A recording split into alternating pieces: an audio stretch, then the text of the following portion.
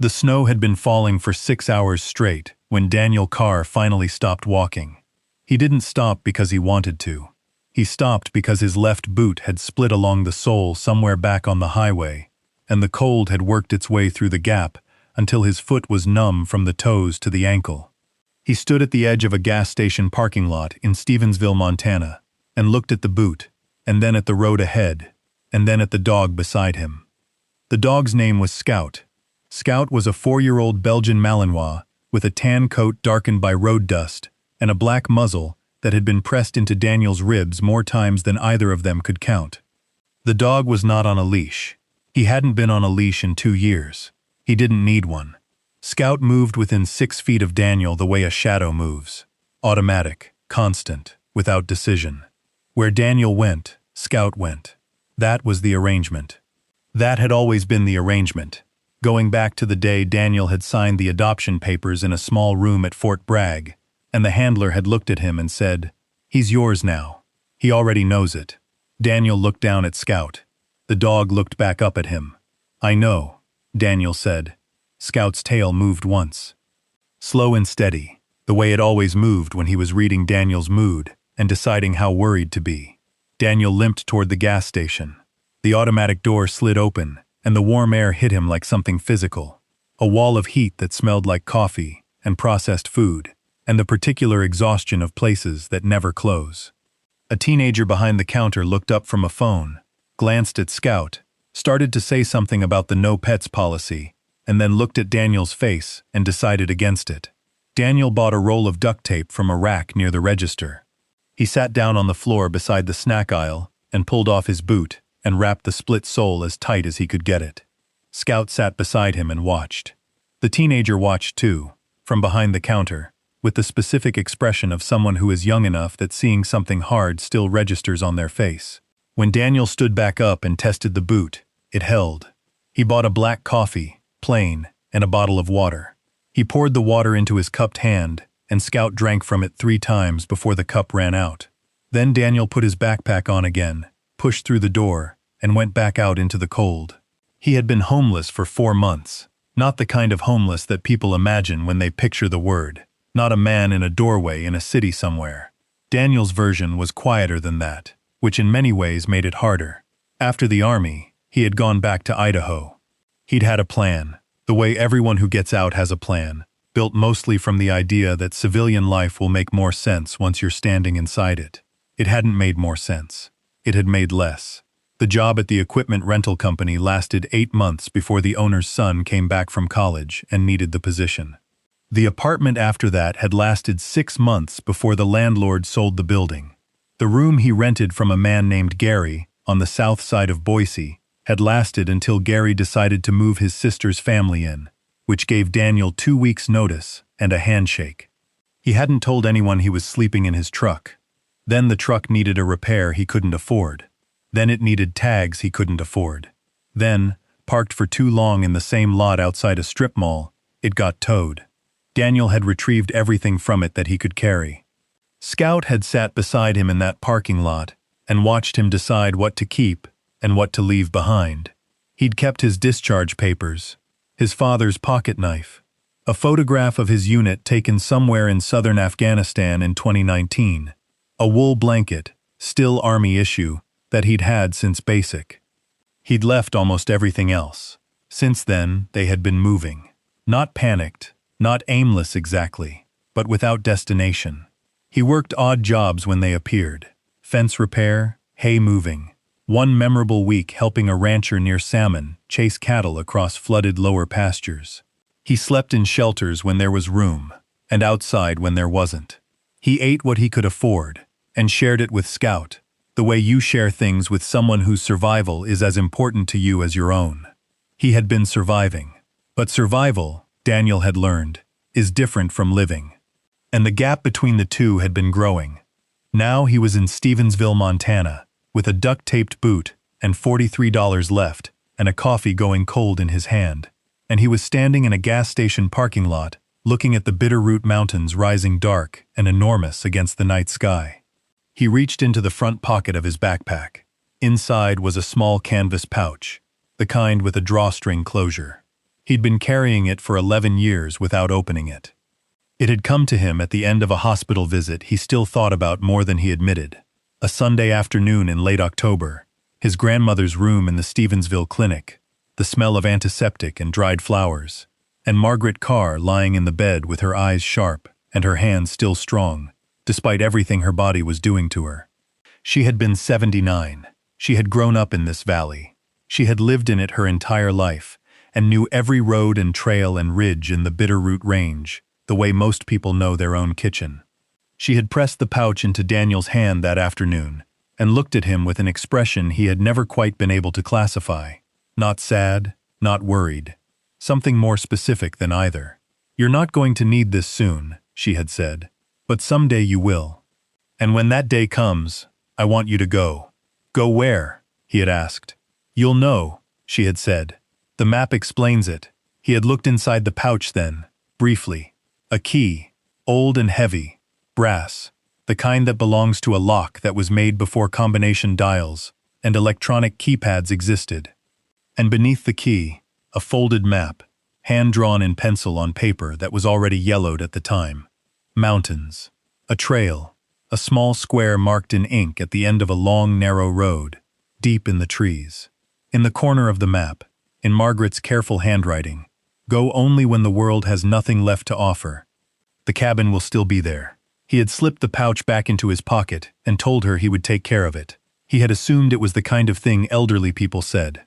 A sentimental gesture, a piece of family history attached to a story he'd never had the chance to hear in full. His grandmother had died 3 weeks later. The family had gathered in Stevensville for a small service. Nobody had mentioned a cabin. Nobody had asked about the pouch. Daniel had carried it for 11 years without telling anyone. He pulled it out now in the gas station parking lot and opened the drawstring and looked at the key in his palm. The brass had darkened with age. The teeth of the key were deep and complicated looking.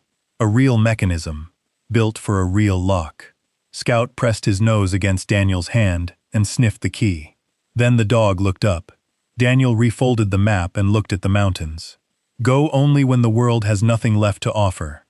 He had $43, a split boot with duct tape on the sole, a Belgian Malinois who deserved better than sleeping on shelter floors. It was 11 degrees and getting colder. "Well," he said quietly, to Scout and to no one in particular. Scout's ears went forward. "I think this qualifies." He found a man willing to give him a ride. Not immediately, and not easily. Daniel had learned that hitchhiking in Montana in winter with a large dog required patience and the right kind of face. Too desperate, and people drove past. Too calm, and they assumed you didn't actually need the help. He stood at the edge of the highway for 40 minutes, before a white pickup with a cracked windshield and a rack of elk antlers wired to the cab roof slowed and pulled over. The driver was a woman in her 60s, named Ruth, who wore a canvas coat with the collar turned up and had the bearing of someone who had spent decades making practical decisions quickly. She looked at Scout. "He bite?" she asked. "Only if I tell him to," Daniel said. Ruth considered this for exactly 2 seconds. "Get in." She drove north on 93 without asking much. She had the particular quality that some older Montanans have, a comfort with silence that doesn't feel cold, just honest. She asked where he was headed. He showed her the map. She studied it at a red light and handed it back with a nod. "Old logging country up there," she said. "Road might be drifted over." "I figured. You know what you're looking for?" "More or less." She glanced at Scout in the back seat. The dog was sitting upright, watching the road ahead through the windshield with the focused attention of an animal that takes travel seriously. "Fine-looking dog," Ruth said. "He is," Daniel agreed. She dropped them at the junction of a Forest Service road, 20 miles north of Stevensville. The road was exactly where the map said it would be. A narrow lane disappearing into a wall of dark pines, barely visible beneath a foot of packed snow. Ruth left the engine running while Daniel and Scout climbed out. "Road goes back about 2.5 miles, she said, leaning across the passenger seat. "If there's a structure back there, it'll be at the end. The land flattens out before the ridge." She paused. "You need me to wait?" Daniel looked at the road, then at Scout. "No," he said. "We'll be all right." Ruth looked at him for a moment. "Veteran?" she asked. He nodded. She reached into the back seat and produced a Ziploc bag with what appeared to be a wrapped sandwich and a pair of chemical hand warmers. She held them out. "Then take these," she said. He took them. He thanked her. She drove away without ceremony, the way people do when they respect you enough not to make a production of kindness.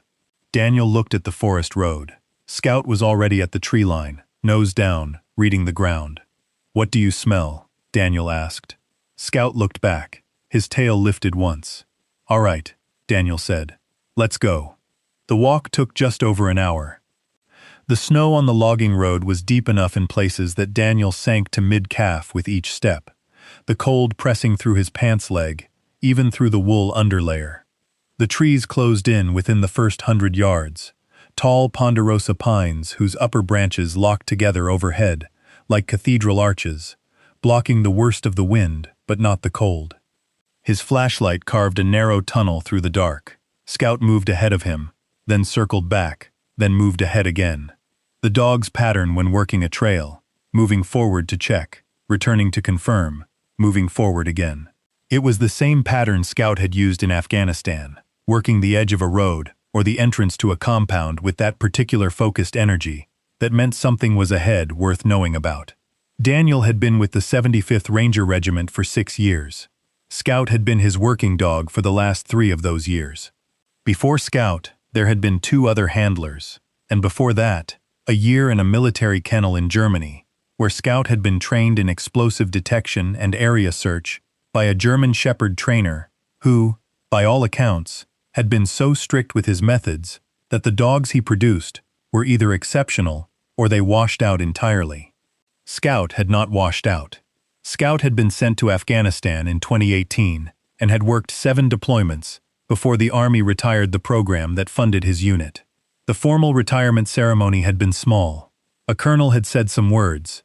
Scout had sat beside Daniel through all of it, with his head level and his eyes tracking the room. Afterward, when the paperwork was done, and Daniel had signed his name to the adoption form, he had sat with Scout outside the administrative building in the late afternoon sun and said, "You don't have to work anymore. You know that, right?" Scout had leaned against his leg. "Yeah," Daniel had said. "I know. Me neither." Now, walking through the Montana pines at midnight, Daniel thought about that afternoon. The simplicity of it. 2 things that had been useful for a long time, released from usefulness, trying to figure out what came next. Scout stopped. Daniel slowed. The dog stood in the middle of the logging road, completely still, ears locked forward. Not the hunting stillness. That had a different quality, a different weight to it. This was the recognition stillness. The posture Scout used when something known came into range. Daniel stepped up beside him. He lifted the flashlight. The trees ahead thinned. Through the last row of pines, a clearing appeared. A rough circle of open ground maybe 60 feet across, ringed by forest, floored with undisturbed snow that glowed faintly in the beam of the flashlight, and at the far edge of the clearing, barely visible through the dark, a cabin. Daniel didn't move for a full 10 seconds. It was larger than he had imagined from the map's small square.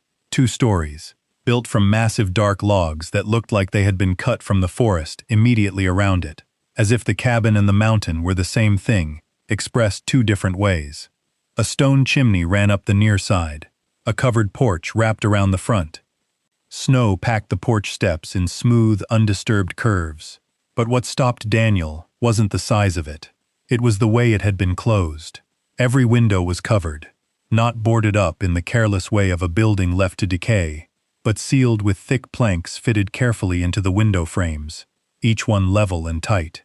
The front door was wrapped in heavy iron chain, looped 3 times around the handle and the door frame, secured with a padlock on each loop. 3 padlocks, all of them heavy, all of them rusted dark. Along the base of the walls, the snow was completely unmarked. No footprints. No animal trails. No sign that anything had been near this structure in a very long time. It didn't look abandoned. It looked deliberately protected. Scout walked into the clearing first, his paws silent on the packed snow. He moved toward the cabin slowly, nose working, and came to a stop at the base of the porch steps. He looked back at Daniel. Then he sat down, which was his trained indicator posture, the one he used when he found something worth reporting. Daniel walked to the porch. He climbed the steps carefully, testing each one. The wood held. Old, but solid. Whatever Margaret had used to build this, she had built it to last. He looked at the 3 padlocks. He pulled the canvas pouch from his pocket and opened it. The brass key lay in his palm, heavier than its size should allow. He looked at the locks. All 3 keyholes were the same size, an old skeleton lock design, large and simple beneath the rust. He lifted the first lock and inserted the key. It took pressure. Years of rust and cold had stiffened the mechanism. He turned carefully, applying steady force without jerking. A click. The shackle opened. Daniel removed the first lock and moved to the second. This one was stiffer. He worked the key slowly back and forth, feeling for the give. Scout sat at the base of the steps and watched. The wind moved through the clearing, lifting fine snow from the porch railing. The second lock gave. The third was the hardest. He could feel the mechanism grinding against itself, the rust thick inside the cylinder. He worked the key in small increments, a degree at a time, until he felt something shift. He applied pressure. A harsh grinding sound cut through the quiet night. Then the third lock opened. Daniel unwound the chains from the doorframe. They fell against the porch boards with a sound that echoed across the clearing and disappeared into the trees. He stood in front of the door and put his hand on the iron handle. He looked down at Scout. Scout's ears were forward. His whole body was angled toward the door, the way it angled toward compound entrances in Afghanistan. Concentrated. Alert. Ready. Daniel pressed the handle down. The door swung inward on hinges that groaned with the specific deep sound of metal that hasn't moved in a long time. Cold air rushed out from inside. Not the dead flat cold of a space that had been sealed too long, but something older than that. A cold that held something in it. The smell of pine resin and old paper, and something else. Something mineral. Something that came from below. He stepped inside. Scout entered beside him. Daniel lifted his flashlight and turned it across the interior. For a long moment, neither he nor the dog moved. The cabin was intact. Not merely structurally, it was furnished. A table in the center of the main room with 4 chairs placed around it, as if a family had just stepped out. A cast-iron stove against the far wall. Shelves built into the kitchen area, stocked with sealed glass jars coated in decades of dust. 2 armchairs near the fireplace, covered in white muslin sheets. The stone fireplace itself was deep and well constructed, the lintel carved with a pattern of mountain ridgelines. Above it, on a wooden mantel, a photograph in a dark frame. Daniel crossed the room to the mantel and picked up the photograph. It was his grandmother. Younger, maybe 35, maybe 40. She was standing outside this cabin on the porch, one hand on the railing, looking at the camera with an expression he recognized. The same expression she had worn in the hospital room when she pressed the pouch into his hand. Not sad, not worried, something more specific, knowing. Beside her in the photograph stood a man Daniel didn't recognize. Older, with the built posture of someone who had worked physically his whole life. He had one hand on Margaret's shoulder. With his other hand, he was pointing toward the ground, directly downward, as if indicating something beneath where they stood. Daniel set the photograph back on the mantel. He looked at the floor. Scout was already there. The dog had moved to the area beside the stone fireplace without Daniel noticing. He was standing with his nose pressed to the floorboards, moving it in slow, deliberate arcs, the way he moved it across a road surface when he was working a scent trail. Then he stopped. He lifted his head. He looked at Daniel. He barked once, short, sharp, definitive. Then he lowered his nose again and started to dig. The sound of Scout's claws against the wooden floorboards was sharp in the quiet cabin. The dog scratched with focused intensity, not frantic, methodical. The same way he worked a search area, covering the ground systematically. Daniel crossed the room and crouched beside him. He ran his hand across the boards where Scout was working. They looked uniform. Old wood, worn smooth. Nothing visible to distinguish them from any other section of floor. He tapped with his knuckle. The sound that came back was different. Not the flat, solid sound of wood over earth. Something hollow. Something that resonated. Daniel tapped again. Wider this time. mapping the edges of the hollow area with sound.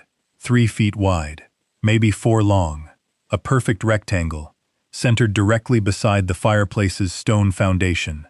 "Scout," Daniel said quietly. The dog stopped digging and looked at him. "Good boy," Daniel said. Scout's tail moved once. Daniel pressed his palm flat against the boards and felt along the seams. There, so fine it was almost invisible, a cut line running along the grain of the wood. Not a crack. A deliberate cut, hidden in the natural pattern of the boards, made by someone who knew what they were doing and didn't want it found by accident. He pulled the iron poker from the fireplace stand and worked the flat end into the seam. He pushed down. The wood resisted. Then, with a dry cracking sound and a puff of dust, the panel lifted. Daniel got his fingers under it and pulled it up. The hatch swung upward on a pair of iron hinges mounted on the inside, and the cold air that came up from below was different in quality from the cold in the cabin.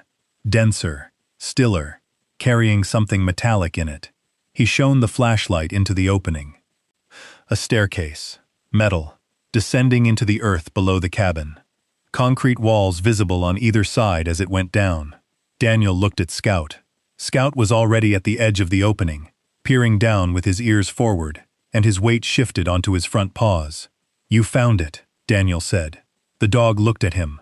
"You have no idea what it is, do you?" Scout's tail moved. The dog glanced into the opening and back at Daniel, and the meaning was entirely clear. "I found it. Now are we going, or not?" Daniel looked down into the darkness below the cabin floor. He thought about Margaret's voice in the hospital room, 11 years ago. "Go only when the world has nothing left to offer. The cabin will still be there." He had gone. The cabin had been there. And now there was something else. He set his foot on the first metal step, tested his weight, and began to descend. The staircase descended 11 steps. Daniel counted them as he went down, the way he had always counted steps in buildings he didn't know. Staircases in Kandahar, in Kunar province, in a compound outside Jalalabad, where the stairs had gone down into darkness, and he hadn't known what was at the bottom until he was already there. Counting was a way of staying oriented, of knowing exactly where you were in space, even when everything else was uncertain. 11 steps, each one solid, cold metal, bolted into the concrete wall on the left side. The flashlight beam reached the bottom before he did, and showed him a floor, smooth concrete, unmarked, dry despite the winter above. The walls were poured concrete, thick, with the slightly rough surface of forms that were built carefully, but by hand. Not a contractor job. Someone had poured this themselves, or with very limited help. Scout came down behind him, claws clicking on each metal step, with the precise rhythm of a dog that doesn't rush. Daniel stepped off the last step and stood in the underground room. He swept the flashlight slowly from left to right. The space was larger than the hatch above suggested, approximately 20 feet wide and 30 feet deep, with an 8-foot ceiling that left enough headroom that Daniel didn't feel the compression he had expected. The walls were bare concrete except for one detail. At regular intervals along both side walls, iron rings had been set into the concrete at shoulder height, the kind of rings used to secure rope or chain or heavy loads. Not decorative, functional. Someone had anticipated needing to anchor things. Along the right wall, heavy metal shelving units ran the full length of the room. They were the commercial kind, the same shelving you'd find in a warehouse or a serious storage facility, bolted to the wall at top and bottom, with lag screws driven into the concrete. The shelves were full.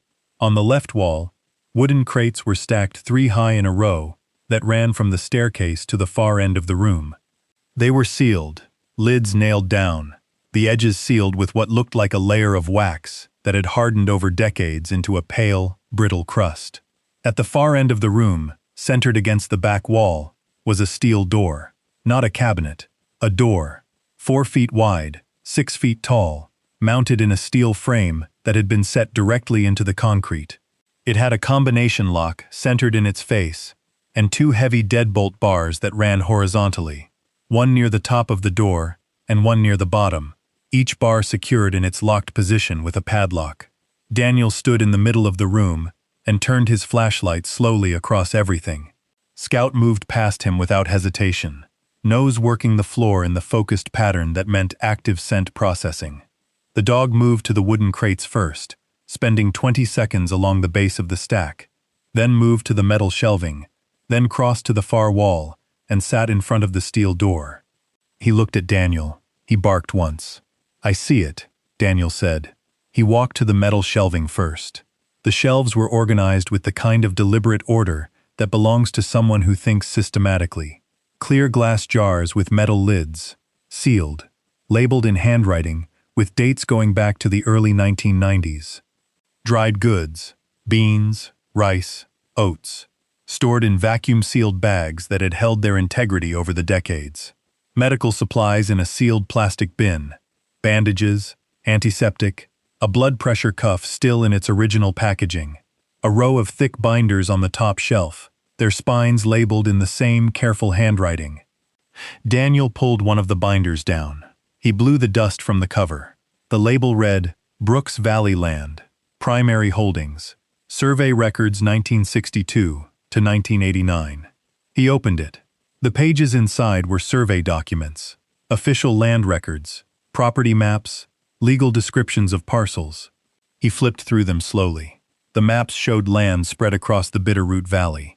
Not a single small parcel, but dozens of them, connected across hundreds of acres of valley floor and mountain slope. Some parcels were marked as timberland. Some showed creek drainage. Several large sections along the valley floor were marked with a symbol he didn't recognize at first. A small circle with a line through it. He studied the symbol for a moment. Then he looked at the legend at the bottom corner of one of the maps. The symbol meant mineral rights held separately from surface rights. Daniel stood still for a moment. He put the binder under his arm and pulled a second one down. This one was labeled, Trust Documents, Margaret Eleanor Carr, executed 1991. He opened it to the first page. The header read, The Bitterroot Valley Conservation and Family Trust, established for the benefit of surviving Carr family descendants. Primary beneficiary, designated as follows. His name was on the next line. Not his father's name, not his uncle's, his. Daniel James Carr, primary beneficiary and sole trustee upon the death of Margaret Eleanor Carr. Said beneficiary to assume full trustee authority upon physical retrieval of the sealed trust documents from the designated storage location. Daniel read the line 3 times. He had assumed the pouch, the key, the map. He had assumed all of it was sentimental, a piece of family history, an old woman's way of leaving something behind for a grandson she was fond of. He had carried it for 11 years, without real expectation, because real expectation felt too heavy, and disappointment had been expensive enough already. He looked around the underground room, at the shelving, at the crates, at the steel door against the far wall. Scout was still sitting in front of the steel door, watching Daniel with the patient certainty of a dog who has already found the most important thing in the room and is waiting for the human to catch up. Daniel walked to the crates along the left wall. He found a flat tool, a metal bar that had been left leaning against the bottom shelf, as if someone had anticipated the crates would need to be opened eventually. He worked the bar under the lid of the nearest crate and pried upward. The wax seal cracked. The nails gave. The lid came up. Inside, packed in dense layers of waxed paper, were documents. Hundreds of them. More land records, more legal papers, more survey maps, but also financial records, bank statements, investment accounts with the name of a Helena institution he didn't recognize, property tax payment confirmations going back decades. Everything organized, everything sealed, everything preserved, with the deliberateness of someone who knew exactly what they were doing and exactly why. He picked up one of the investment statements. The account name read, Bitterroot Valley Conservation Trust, Margaret E. Carr, trustee. The statement date was from 1998. The balance shown was not large, careful and conservative, the kind of account managed by someone who was not trying to get rich, but was trying to preserve. He picked up a statement from a different crate. This one was from 2003. The balance had grown, the way invested accounts grow when nobody touches them. He stood up and looked at Scout. She was managing this for decades, he said, quietly, without telling anyone. Scout's ears moved.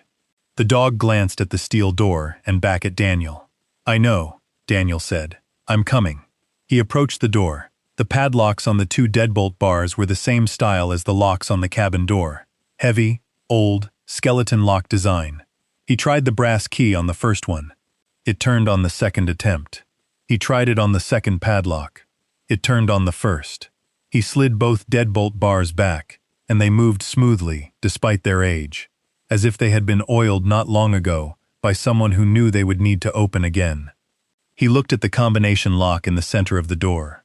There was no note, no number written anywhere visible on the door or the frame. He stood there for a moment.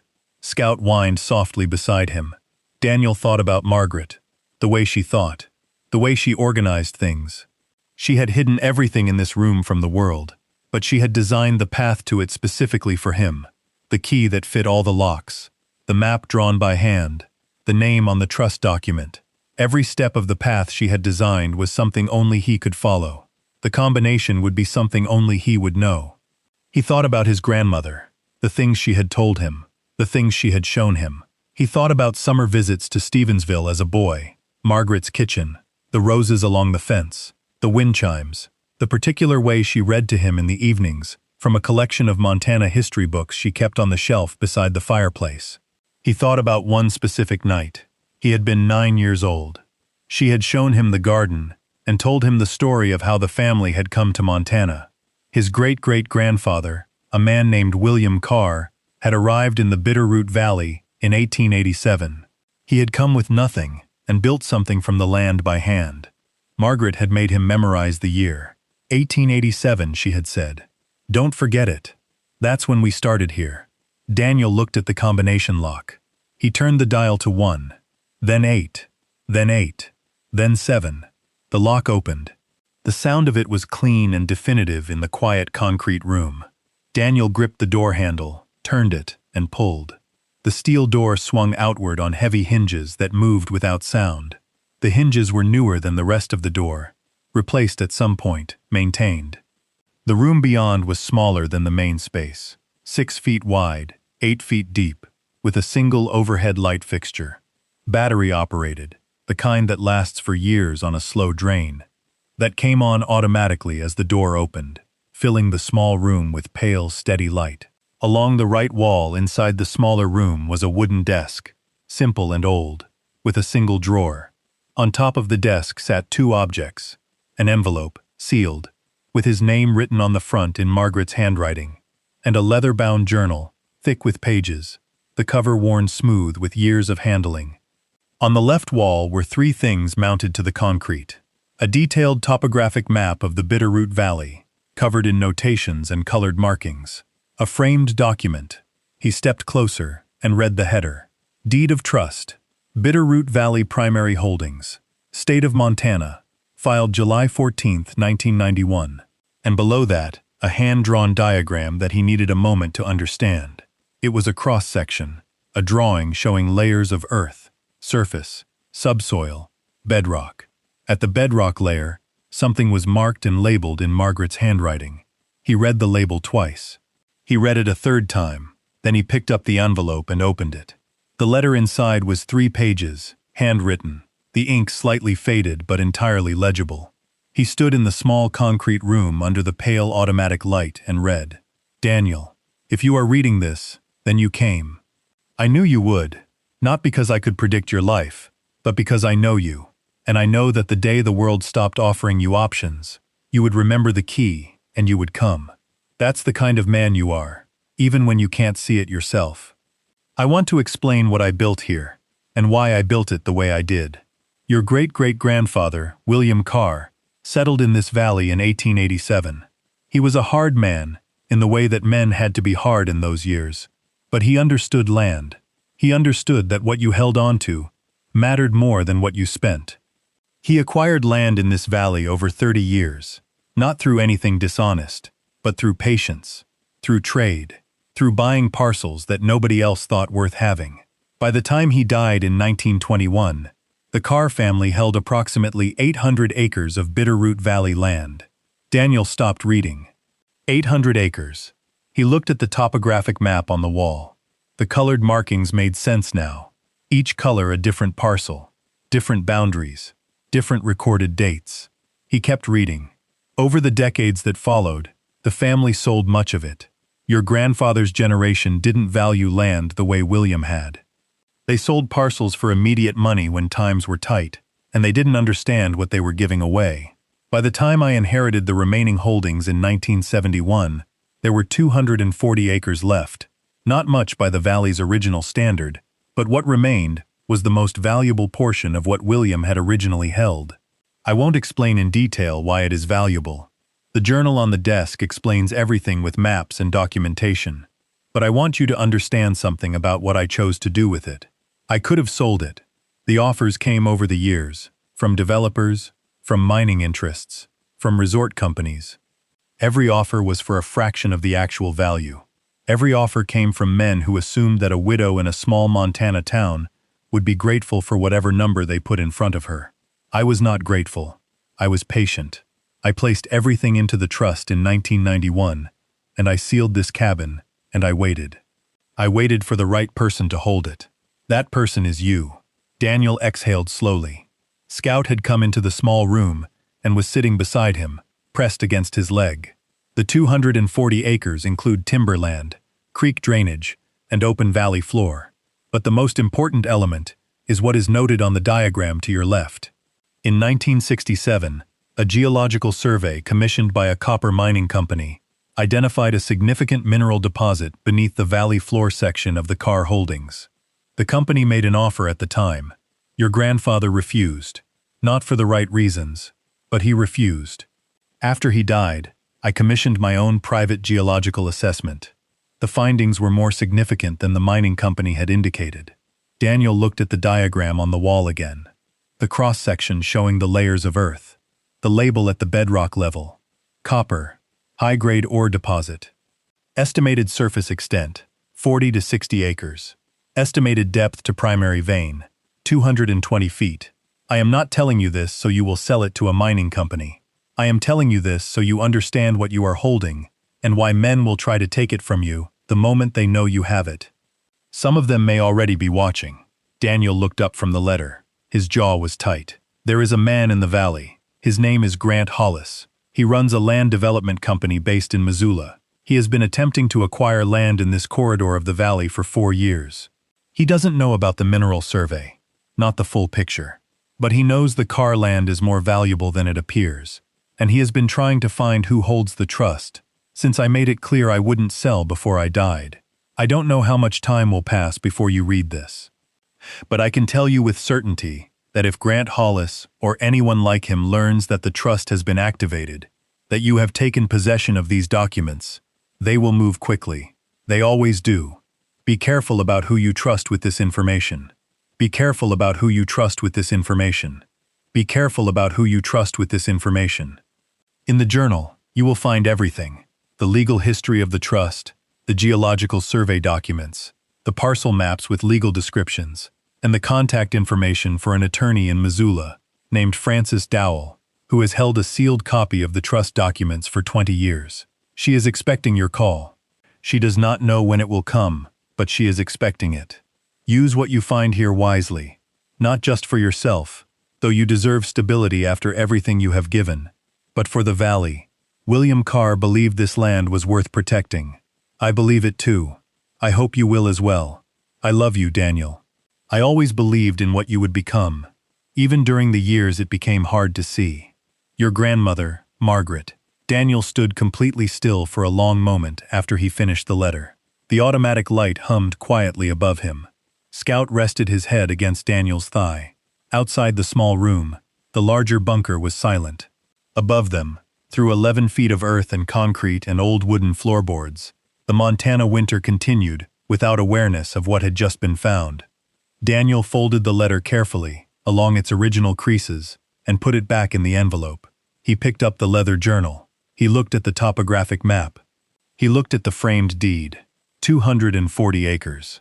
A mineral deposit under 40 to 60 of them that a mining company had tried to acquire in 1967 and had not gotten. 60 years of compounding value, sitting beneath a valley floor that a developer named Grant Hollis was currently circling.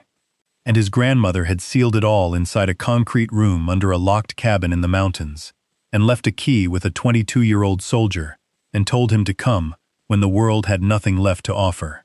He looked down at Scout. "She planned this for 30 years, he said. His voice was quiet. Scout's tail moved once. "She waited for the right person."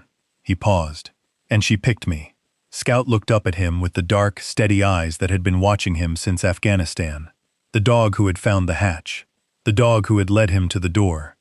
The dog who was sitting beside him right now, in a concrete room beneath a Montana mountain, waiting for whatever came next, with the same uncomplicated readiness he brought to everything. Daniel exhaled. He was about to say something else when Scout's head came up. The dog turned, facing the staircase that led back up to the cabin. His ears went from relaxed to locked forward in a single motion. His body went still, in the way it went still when something was wrong. Not the alert stillness of finding a scent, but the defensive stillness of identifying a threat. A sound came from above, muffled, distant, but unmistakable. The front door of the cabin, opening. Daniel moved without thinking. He stepped back into the main bunker room, pulling the steel door of the inner room closed behind him until he heard the latch engage. He swept the flashlight off and stood in the dark. Scout pressed against his left leg, completely silent. Above them, footsteps crossed the cabin floor. More than one person, and he could tell by the cadence, the overlap of weight and movement. 2, maybe 3. They moved without rushing, not breaking in, not searching in panic, but walking through the cabin the way people walk through a place they've already decided belongs to them. A voice, muffled through the floor. Male, deeper tone. The words weren't clear, but the register was. Someone giving instructions. Then a second voice, closer to the hatch. Scout's growl began in his chest, so low, Daniel felt it against his leg before he heard it. He put his hand on the dog's neck. Scout stopped. But his muscles were rigid under Daniel's palm, and his breathing had gone tight and controlled. The footsteps moved toward the fireplace, toward the area above the hatch. Daniel stood in the underground dark, with his hand on his dog's neck and his eyes on the ceiling above him, and listened to the footsteps stop directly overhead. A pause, then a voice, this one clearer than the others, the words arriving through the hatch with sudden precision. "It's already been opened." Silence above. Then the second voice, closer now, directly at the hatch. "Someone's down here." Daniel didn't move. He stood in the dark of the underground room with his back against the concrete wall, and his hand still resting on Scout's neck, and listened to the footsteps directly above the hatch. Scout had gone completely rigid, not trembling, not straining, just held at the edge of action, the way a spring holds when it's been compressed to its limit. Daniel could feel the dog's heartbeat through his palm. Steady. Fast, but steady. The same way Scout had been in every compound they had cleared together. Controlled energy, waiting for the word. Daniel didn't give the word. He counted instead. He could identify 2 distinct sets of footsteps. The heavier one was moving toward the hatch. The lighter one had stopped somewhere near the center of the cabin, near the table, near the mantel, near the photograph of Margaret. 2 people, possibly a third who hadn't moved enough to register. He heard the hatch being tested. Someone's weight on the edge of the panel, then the sound of the hinges shifting as the hatch lifted an inch and the cold air from below moved upward. A beam of light swept down the staircase. Daniel pressed himself further against the concrete. The flashlight beam reached the bottom of the stairs and swept across the bunker floor and caught the edge of the metal shelving. Then it moved toward the center of the room. Then it went still. "Empty," the voice said. The heavy-set one, close to the hatch. A pause. Then the second voice, from farther back in the cabin. "You sure? I can see the floor. There's nobody down here." Daniel stayed completely motionless. He was standing against the wall of the inner room, behind the steel door he had pulled closed. The door was flush with its frame. In the dark, with the flashlight beam sweeping the larger bunker from above, the steel door would look like part of the concrete wall. It had been designed that way. He understood that now. Margaret had understood that someone might find the hatch, might descend, might see the bunker. The inner room was the real vault. The bunker was misdirection. Scout hadn't made a sound. The flashlight beam moved across the shelving one more time. Then it withdrew. The hatch came down with a soft thud. The footsteps above resumed, moving now toward the far end of the cabin, toward the second-floor staircase he had noticed but hadn't explored. Wood creaked as weight transferred to the stairs. Both sets of footsteps climbed. Daniel waited. He counted to 60, then to 60 again. Scout remained still beside him, but the rigidity in the dog's body had shifted slightly, from combat hold to listening posture, which meant Scout was no longer reading an immediate threat. He was tracking. Daniel reached up and pressed his ear against the cold steel of the inner door. Footsteps on the second floor, moving across the ceiling in a pattern that suggested two people checking rooms, opening doors, looking for something. A muffled sound, a drawer or cabinet being opened, then another, then voices again, too low to resolve into words. He waited. The footsteps came back down the second-floor stairs. Then they crossed the cabin floor. Then the front door opened and closed, and the sound of boots on the porch descended the steps and went quiet. Daniel counted to 63 more times. Then he opened the steel door.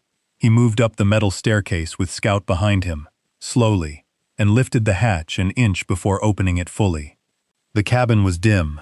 Morning light came through the cracks in the boarded windows in thin strips. The fire had gone entirely cold. The cabin was empty. He crossed to the window and pried one board aside far enough to see the clearing.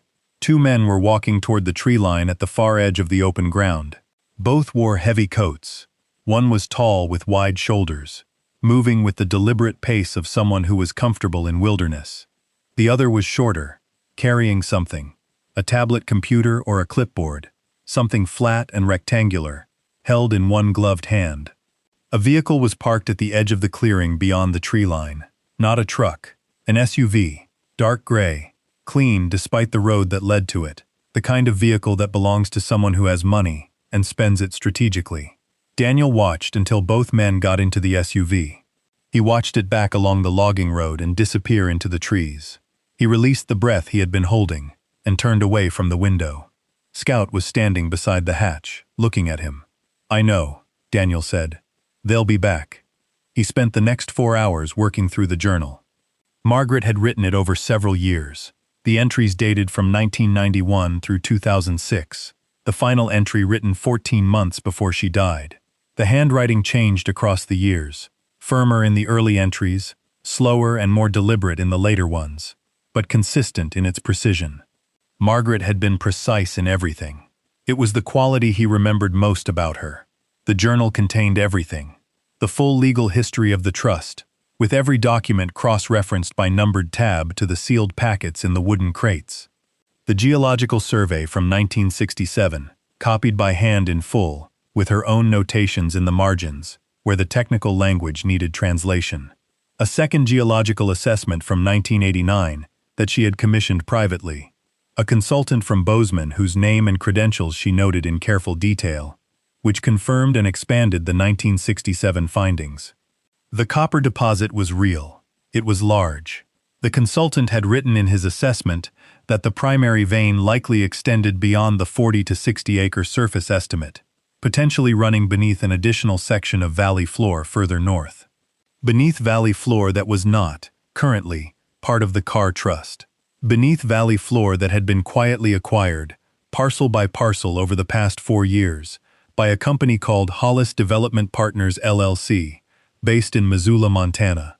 Daniel set the journal down and sat back in the chair.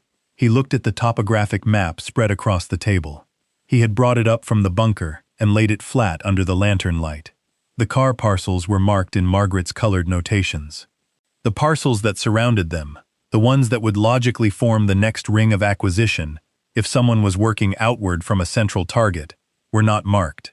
But he could see the geography. He could see the logical progression of it. Grant Hollis wasn't buying land for development. He was buying land for access to the mineral rights beneath the Carr holdings that he needed to reach the full extent of the copper deposit. Hollis didn't own what he needed. What he needed was underground that belonged to Daniel Carr, and Hollis almost certainly knew that someone had just activated the trust. The two men in the cabin this morning had not been there by coincidence. They had come too quickly, within hours of Daniel's arrival. which meant they had been watching the road, watching the cabin, watching for exactly this, the moment someone came to open the locks. Daniel looked at Scout. The dog was lying near the cold fireplace, his chin on his paws, watching Daniel with the particular expression that meant, "I am resting, but I am not off duty." "We need to move," Daniel said, "but not the way they expect." Scout's ears lifted. The attorney's name was Frances Dowell. She practiced from an office on the second floor of a building, on Higgins Avenue in Missoula, in the kind of office that looks modest from the outside and is serious on the inside. Books on every wall, a desk covered in organized stacks, a woman behind it who had been doing this work for 30 years and had the particular quality of someone who has stopped being impressed by most things. She was not, however, unimpressed by Daniel. Or more precisely, she was not unimpressed by what he placed on her desk. He had carried the journal, the trust documents, and 2 of the sealed packets from the wooden crates. He had walked out of the mountain in the early afternoon, found a payphone outside a hardware store in Stevensville, the last payphone in the county apparently, and called the number Margaret had written in the journal. Frances Dowell had answered on the 3rd ring, listened to Daniel say his grandmother's name, and said, "I've been waiting for this call for 11 years. How soon can you get here?" He had gotten there by bus. Scout had ridden in the cargo area in a carrier borrowed from a woman at the Stevensville shelter, who had 3 dogs and a generous heart. The bus had taken 2 hours. The walk from the Missoula station to Higgins Avenue had taken 20 minutes. Frances Dowell looked at the trust documents for 45 minutes without speaking. She made notes on a yellow legal pad. She cross-referenced 3 of the documents against a sealed envelope she retrieved from a fireproof cabinet behind her desk. Her copy, the one Margaret had deposited with her in 1992, and asked her to hold until a man named Daniel Carr came to claim it. When she was done, she set her pen down and looked at him. "It's valid," she said. "Every filing, every registration. The trust has been properly maintained. The tax payments processed from the account on schedule. The legal descriptions unchanged. The title uncontested." She folded her hands on the desk. "You are the legal owner of 243 acres of Bitterroot Valley land, associated mineral rights, and a trust account that has been growing since 1991. Daniel said nothing. She looked at him steadily. "I imagine this is a significant amount to absorb." "I'm absorbing it," he said. She looked at Scout, who was sitting beside Daniel's chair, with the composed attention of a dog in a professional meeting. "Your grandmother told me about you," she said. "Both of you, in a sense. She said her grandson was a soldier, who would come back from the war different than he left, and that the world might not be kind to him for a while." She paused. She said the land would give him something to stand on. Daniel looked at the window. Outside, Higgins Avenue moved with its ordinary afternoon traffic. People, cars, the ordinary machinery of a city, going about its business, without any awareness of what was happening in this second-floor office. "The men at the cabin this morning," he said. "Hollis's people." "Almost certainly," Frances said. "Grant Hollis has been making inquiries about the Carr Trust for 3 years. He knows it exists. He's been unable to identify the beneficiary because Margaret structured the document carefully. Your name doesn't appear in any publicly searchable record." She paused. But the moment the locks were opened, the moment someone was physically present at that cabin, he would know the trust had been activated. He has eyes in that valley. What does he want? Frances opened a drawer and produced a file folder. She laid it on the desk and turned it, so Daniel could read the top page. It was a letter on Hollis Development Partners letterhead, dated 8 months ago, addressed to Frances Dowell directly. "We are aware that you hold documents related to the Bitterroot Valley Carr Trust. We wish to open a conversation regarding the potential acquisition of all assets held within said trust, on behalf of our client. Please contact the undersigned at your earliest convenience to discuss terms." He didn't know who the beneficiary was, Frances said, but he knew I existed. He found my name through a title search on the trust's filing records. She closed the folder. I didn't respond. I had nothing to respond with. My obligation was to my client, and my client had not yet arrived. She looked at Daniel. "Now my client has arrived." Daniel looked at the letter, at the letterhead, at the careful professional language designed to make a takeover sound like a conversation. "What is it worth?" he said. The land. Francis was quiet for a moment. The surface acreage at current valley rates, timber and open land, is between $2 and $4 million, depending on the market and the buyer. She paused. That's without the mineral rights. And with them? The 1989 geological assessment placed the copper deposit value, at 1989 copper prices, at somewhere between $40 and $70 million. She let that sit for a moment. Copper prices today are considerably higher than they were in 1989. The room was very quiet. Scout shifted beside Daniel's chair and rested his chin on Daniel's knee. Daniel looked down at the dog. He thought about the truck stop in Stevensville 4 months ago, the plastic bench, the fraying cuffs on his jacket, the $43. He thought about every shelter floor, every odd job, every morning he had woken up without knowing where the next thing was coming from. He thought about Margaret in the hospital room, pressing the canvas pouch into his hand with that expression he had never been able to classify. He could classify it now. It was the expression of someone giving a gift they have carried for a very long time and are finally able to put down. What does Hollis do next? Daniel asked. He makes an offer, Francis said. Now that he knows the trust is active, he'll move quickly. The offer will be structured to seem generous and will be a fraction of the actual value. She looked at him steadily. Men like Hollis count on 2 things. They count on the beneficiary not understanding what they hold, and they count on the beneficiary needing money badly enough to accept less than it's worth. Daniel looked at her. He's going to be disappointed on both counts. Frances Dowell's expression didn't change, but something in her eyes shifted. The particular quality of a person who has been waiting a long time to hear exactly the right thing. Good, she said. Grant Hollis came to Frances Dowell's office the following morning. He came without an appointment, which told Daniel something about how Hollis operated. He was in his mid-50s, built with the slightly soft solidity of a man who had been physically strong 20 years ago and hadn't entirely lost it. He wore a coat that cost more than a month's worth of Daniel's recent earnings. He had the practiced confidence of someone who had walked into rooms and changed them for a long time. He looked at Daniel across the desk with an expression of careful evaluation.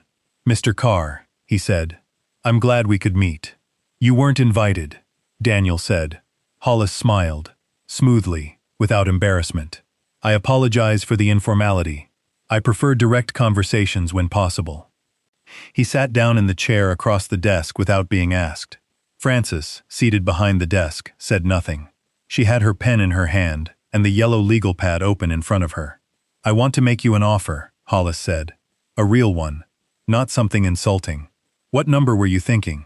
Daniel said. Hollis named a number. It was not an insulting number in the way that the offers to his grandmother had been insulting. It was a number designed to sound like someone who had done their homework, large enough to seem serious, structured to feel final. The kind of number a man offers when he wants you to feel like the conversation is already over. It was also approximately 4% of what the land was actually worth. Daniel looked at him. "No," he said. Hollis's expression adjusted.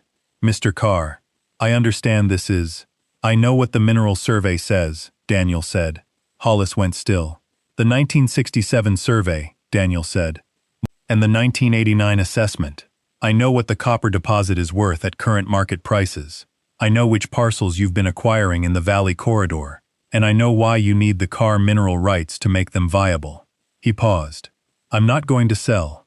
Hollis was quiet for a long moment. "Mr. Carr," he said carefully, "that land has been sitting unused for decades. Whatever plans you might have." "I have plans," Daniel said. Scout, who had been lying quietly beneath the desk, stood up without prompting and moved to Daniel's side. The dog's movement was unhurried, natural, but he was standing between Daniel and Hollis noticed. He glanced at Scout and back at Daniel with the slightly recalibrated expression of someone who has just revised their read of a situation. "What kind of plans?" Hollis asked. "The kind that involve keeping the land exactly what it is," Daniel said, "and using it for something that actually matters." The idea had not arrived fully formed. It had come the same way the best ideas come, quietly, in pieces, while he was doing something else.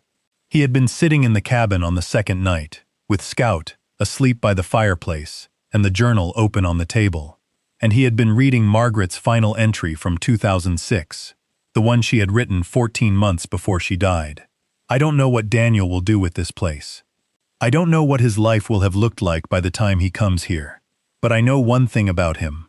I knew it from the time he was a boy, and I watched him with the animals on the property, with the other kids in town, with the old men who sat on the bench outside the hardware store and wanted someone to talk to. Daniel has always known how to be present with people who need someone to be present. That's rarer than money. That's rarer than land. Whatever he builds here, I hope it's something that carries that forward. He had set the journal down and looked at the fireplace and thought about the veterans he had known. Not just the ones who had made it through physically intact, the ones who looked fine from the outside and were not fine from the inside.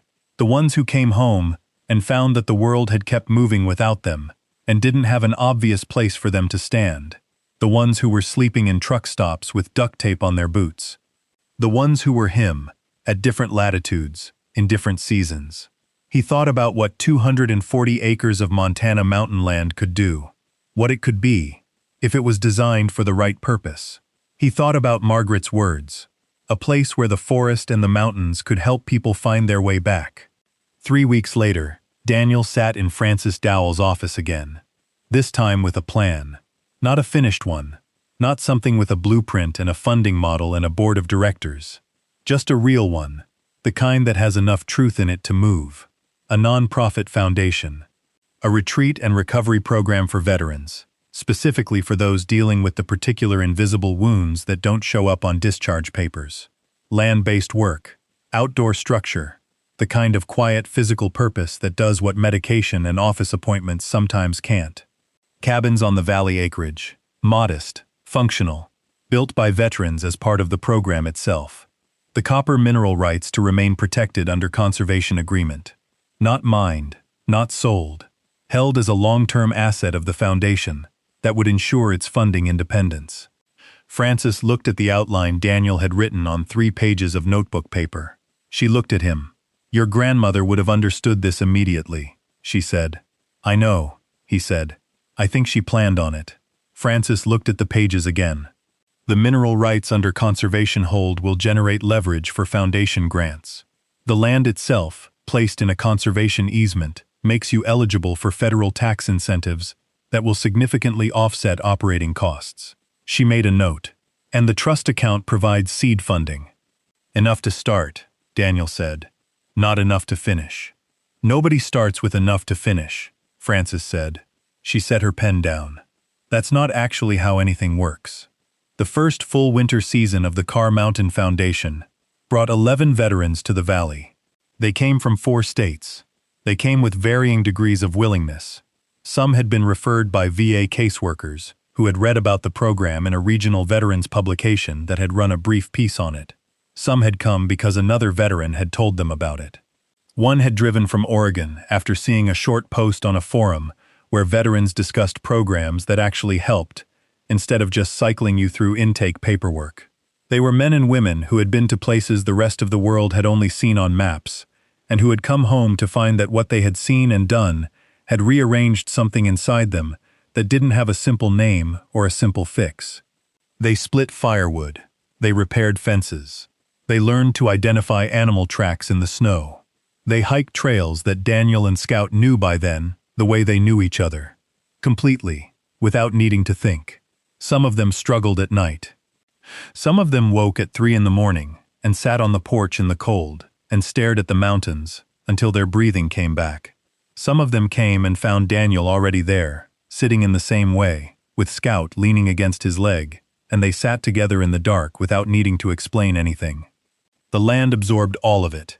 That was what Daniel had come to understand about the Bitterroot Valley, in the months since Scout had scratched at those floorboards and changed everything. The land didn't judge what you brought to it. It didn't have expectations. It simply continued. The mountains, the timber, the creek drainage, the seasons turning with complete indifference to human history. And inside that indifference, something useful happened. The part of a person that had been braced for impact for years could finally, slowly, begin to release. On the last Saturday of February, Daniel walked the upper trail with Scout as the sun came down behind the western ridge, and the valley filled with the particular blue light that only exists at high altitude in winter at dusk. The snow on the trail was packed hard, and their footsteps made almost no sound. Scout moved beside him, no longer in any working posture, just walking. The easy, unhurried movement of a dog, going somewhere, with someone he trusts completely. Daniel stopped at the high point of the trail, where the valley spread out below, lights in the cabin windows, smoke from the chimneys. Small human figures moving below, finishing the day's outdoor work before the cold deepened. The forest spread dark and enormous around the cleared areas, the mountains beyond that, the sky above everything turning from pale gold to deep blue, to the early dark where the first stars were beginning to appear. He reached into his coat and took out the canvas pouch. He hadn't carried it in the pocket in weeks. He had kept it on the desk in the cabin, in the place where Margaret's photograph now stood. But he had brought it today. He opened the drawstring and looked at the brass key in his palm, darkened with age. The teeth worn smooth on the edges from the locks they had opened. He thought about a truck stop in Stevensville, a plastic bench at 2 a.m, a boot held together with duct tape and $43, and nowhere to go. He thought about the moment he had looked at the mountains and said, "I think this qualifies." He thought about Scout, scratching at the floor of a sealed cabin in the dark. He thought about Margaret, who had carried this plan for 30 years and had believed, without any guarantee, that the right person would come. Daniel closed his hand around the key. Scout sat beside him and looked out at the valley with the same steady, present quality he brought to everything. Not thinking about Afghanistan, not thinking about the next thing. Just here, in this moment, on this mountain, watching the lights come on in the windows below. Daniel crouched beside the dog and put his arm around Scout's neck, the way he had in parking lots and shelter floors and truck stops. The gesture that had always meant, "You're still here. I'm still here. We're still doing this." Scout leaned into him. "She was right," Daniel said quietly. "It was still there." The valley went still below them. The stars came out one by one above the mountains. The smoke from the cabin chimneys rose straight up in the windless cold, visible against the dark sky, marking the place where 11 people were finding, in the way that the land allows, something they had almost stopped believing was still possible. Daniel stood up. Scout looked at him and waited. "Come on," Daniel said. They walked back down the trail together, toward the lights. 6 months later, a mining company headquartered in Denver made a formal inquiry to Francis Dowell about the Carr mineral rights. Francis replied within the week. The mineral rights were held under conservation protection as a permanent foundation asset and were not available for acquisition at any price. The inquiry was not repeated. Grant Hollis made one more approach in the spring, not in person this time, through an intermediary, a real estate attorney, who called Francis and offered a number twice the size of the original. Francis thanked him for calling and declined on her client's behalf. She called Daniel afterward. "Hollis tried again," she said. "What did you tell him?" "No." "Good," he said. Then, "Thank you, Francis. Thank your grandmother," she said. "She built something worth protecting. You just showed up." "Scout showed up," Daniel said. "I was just following the dog." Francis made a sound that might have been a laugh. Brief, genuine. The laugh of someone who has heard many things in 30 years of practice and doesn't laugh easily. "Whatever the order of events," she said. It worked. It had. Outside the cabin, Scout was on the porch in the morning sun, his muzzle resting on his paws, watching the clearing with the calm attention he brought to everything. The valley stretched below, beginning to green at the edges, as the last snow retreated up the slopes. A hawk circled above the timberline to the north. Daniel stood in the doorway with his coffee and looked at the mountains and thought about nothing in particular, which was something he had not been able to do in a very long time. It turned out that was enough. It turned out that had always been enough. He just needed the right ground to stand on.